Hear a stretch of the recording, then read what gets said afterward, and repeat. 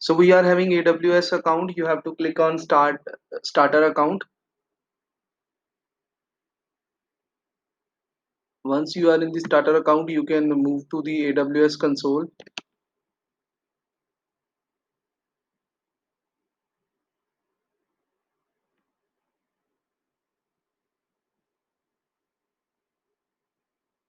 So the first thing which we are going to do is launch a EC2 instance. So for that we need to search for EC2 services. We can directly access it from services, or we can directly type it in.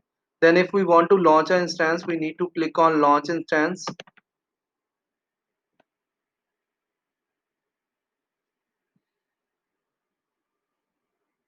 So there are different Amazon machine images which are available.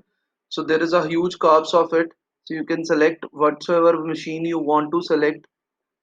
So in the current case, we are going to select the Microsoft server. Now in this, it will just show you what you have currently, you can say, selected, and what is its configuration. Like in this case, we are having one CPU, 2.5 gigahertz storage, and all that 1 gigs of memory. So according to that, there are different families for specific purposes. So if we are having a general purpose system which we need, we can select this general purpose register, purpose family. If we have some GPU related tasks, so we can select GPU instances. For storage, we can have a different instances. So it is according to your requirement. Whatever type of requirement you have, according to that you can select the uh, instance. Now in this case, we are having a free tier eligible. Only a single value is there which is eligible for this course, so that is T2 micro. So we are going to select the T2 micro. Next is we have to select the number of instances. So if we want 5 copies of it, I will make this number as 5. So I will be able to launch 5 instances in one go.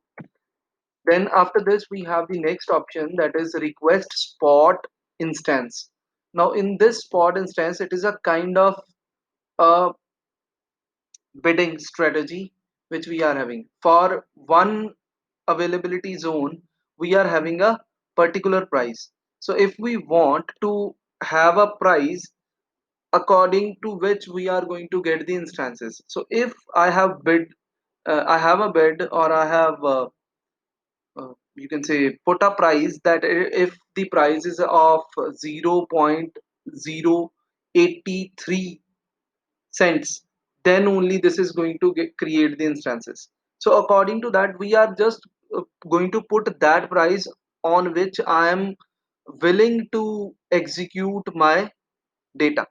So in this case, if the instances are not going to get a price lower than your bid value, then it is not going to create any instance. But if the price is going to get equivalent to what price you have quoted, so then it will create the instances automatically, and once the bid price increases, it will automatically destroy your instances. Then after this, we have VPC, that is a virtual private cloud, which we are going to do in AWS. It is a must requirement. It is simply helps you to create a small private network within a complete uh, public network of your provider. Then after this, we have subnet, which is simply going to divide the data, divide your one network which you have created into sub networks, which are smaller networks. So we can create both of them whenever we want, we can create them, but currently we are going to use the default one. So we are not going to do any type of, we are not creating any VPC, we are not creating any subnet currently. After this, we are having an option of enabling the uh, auto assign IP. If we don't enable it, we will not be able to use the instance which we are creating. So we need to click on enable. Now, if this is enable, after this, we have a placement group. So in this placement group, we are going to use the add instance or placement group. We are not going to use this placement group because it is for the organizations. where we have a larger number of systems and we want to you can say implement it on that. So or we have a particular placement where we are trying to store our data, or we are going to create a machine which is going to reside at in a particular group. So at that place we are going to use the placement group, but in this case we don't need it. Then after this we are having IAM role.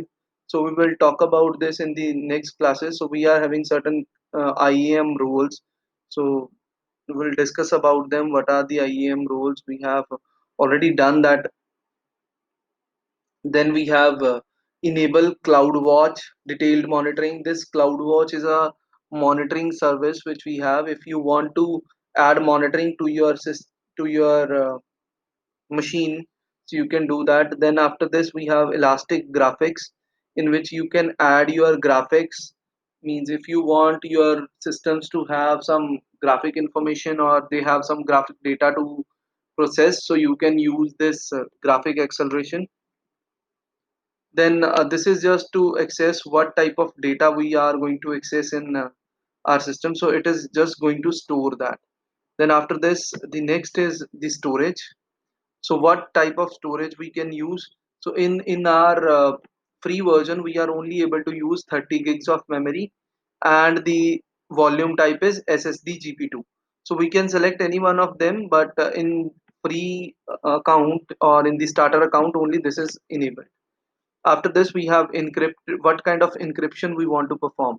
Do we want to add any new volume or not? If we are adding a new value, it will not allow us to create that. Then let us move to the tags.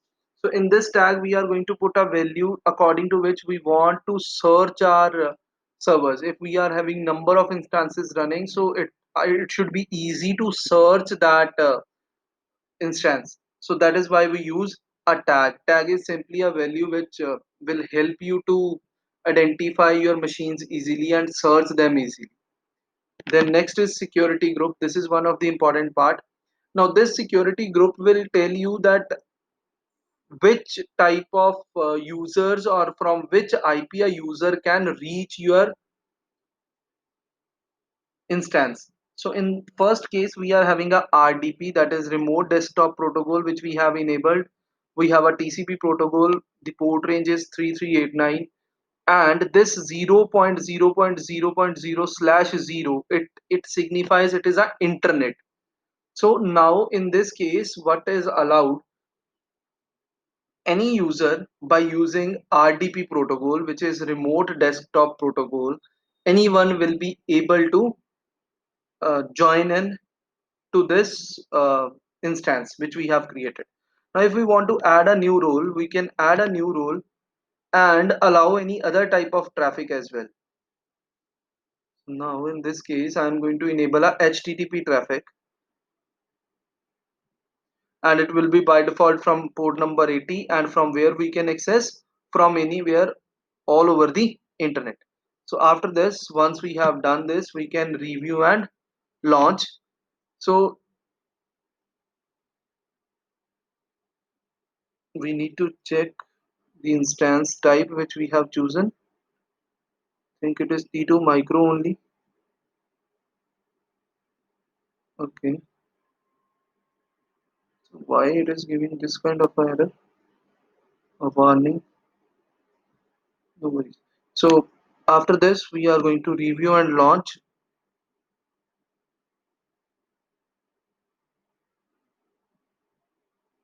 Then click on launch.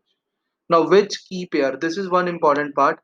Key pair will help you to identify your password for that Windows or for that machine which you are launching.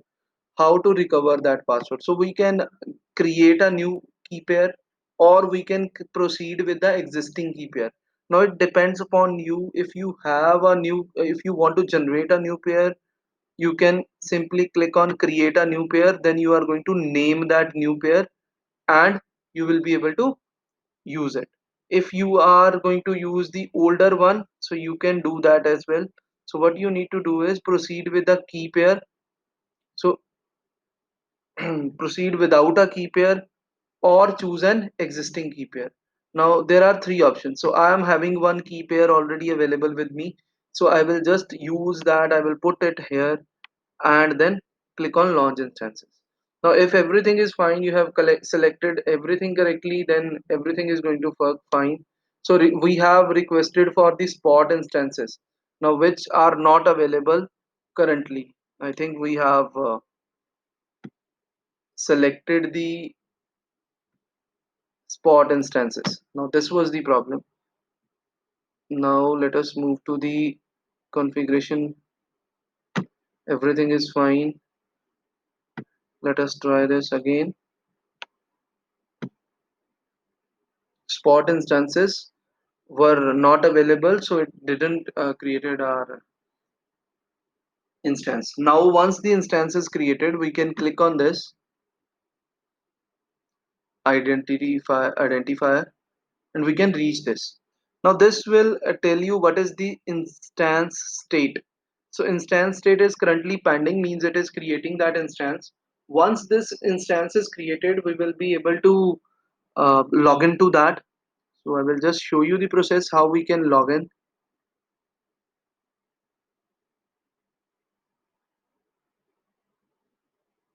So let it get initialized. Now it is running. So first of all, we need to know the IPv4 public IP of this. So this is the public IP which is available, which we can use to access this instance. Now second thing is to know how to get the password. You need to click on actions, get Windows password. So it will take some time. Once it is available, you can connect it. Now I hope it is now available. Okay, it is still going to take some time.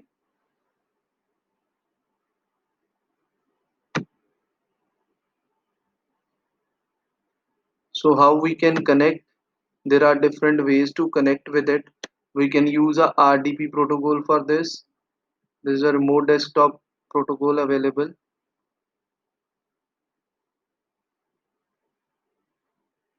I think hopefully you are able to see this screen of Windows.